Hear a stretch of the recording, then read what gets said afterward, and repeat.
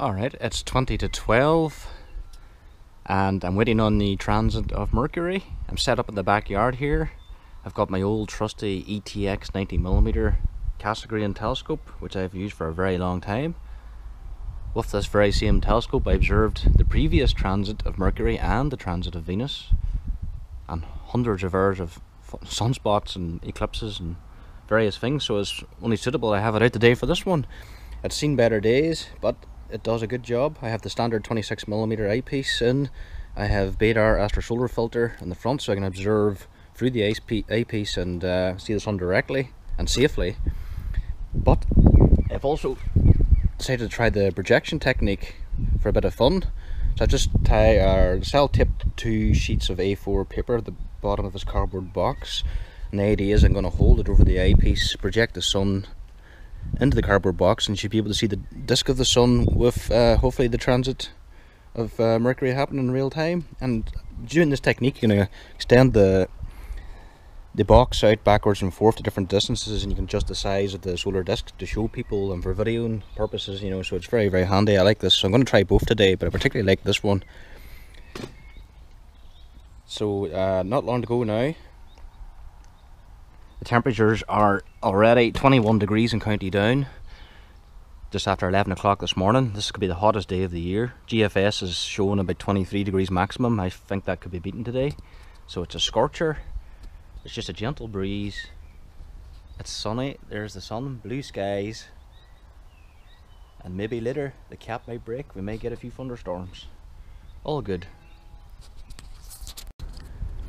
The transit has begun. So if I move this over to here and down a little bit, bear with me. We're projecting the sun's image onto a sheet of paper here. At the center is a sunspot. Look over to here, see the black disk?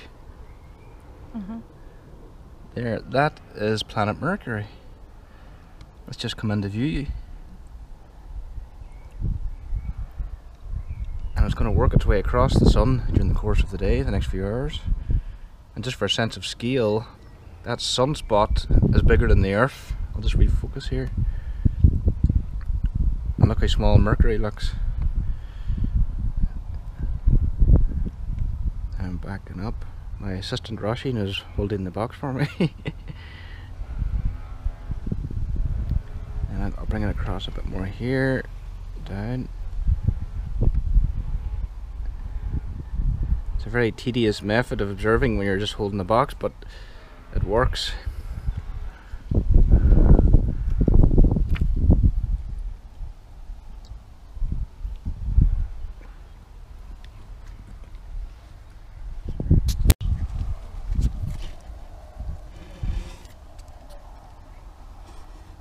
It's now 12:48 and the transit is well underway. Still using the projection method here.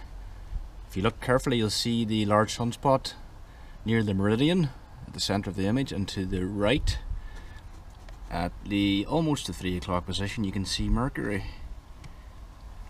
Right. The good thing about projecting like this, it's completely safe.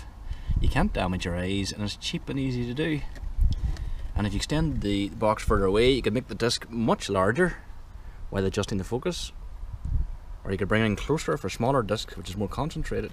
So it's great for showing members of the public and for a video like this when you don't have expensive imaging equipment. Very easy.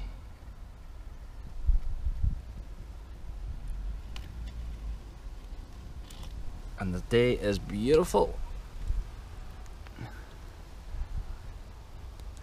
Blue sky.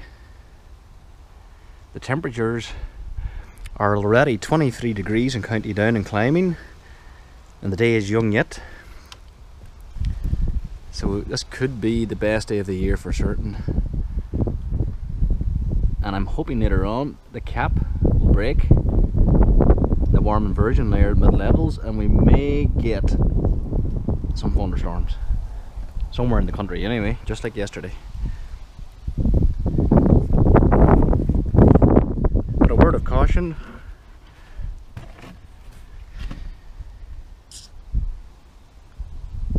always take your finder scope off the telescope, or else cover it with solar filter or put this lens caps on, because that way in case someone else in the family or whoever is looking around, or a child might look through it and destroy their eyesight. This is exposed because I'm projecting it onto the cardboard box, which is totally fine, but when it's not in use you cover it up. When you're leaving the telescope, cover the aperture end over as well, just for safety's sake.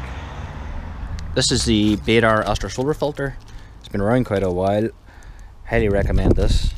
You buy it in A4 sheets online. It protects you from 99.9% or more of the harmful radiation from the sun, and you simply cut it out and you make your own solar filters. You can make it for your binoculars, telescopes of different sizes, you know, whatever, or even use it with the naked eye.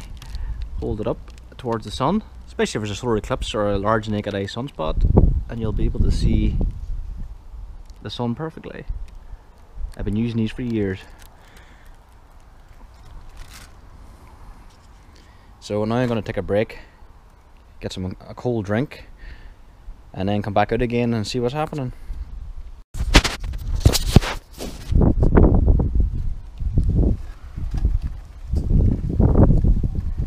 Transit's now underway. It's got a bit windier. Turn the wheel down here.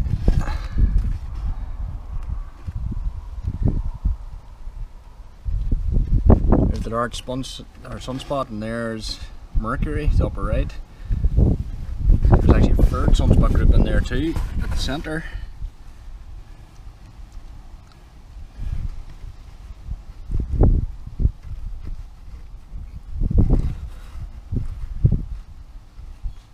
There's changes happening.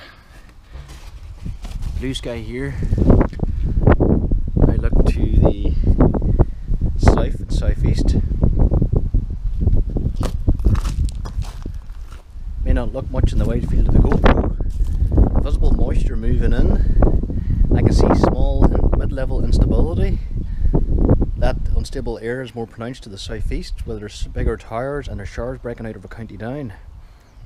Temperatures are around 24 degrees.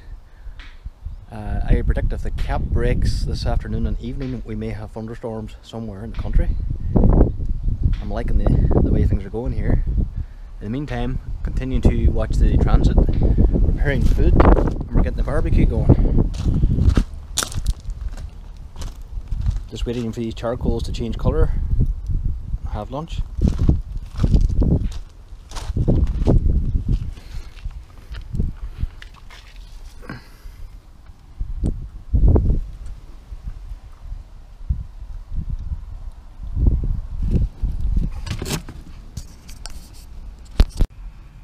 Time is now 5:15 in the afternoon. Quick update. Clouds are blown by the sun. Mercury visible at the top, sunspot visible below.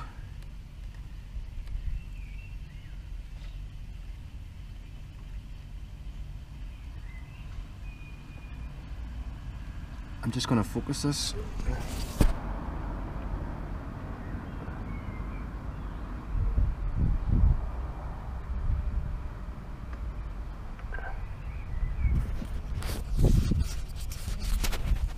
Here.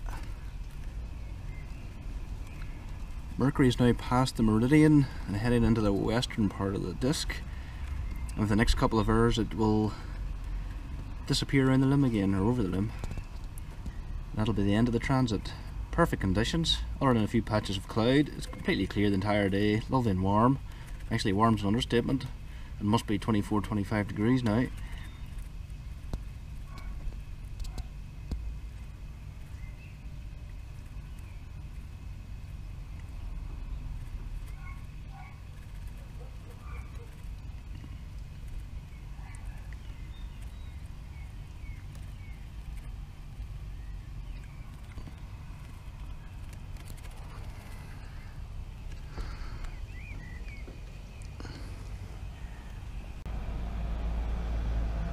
And that's the transit of Mercury 2016.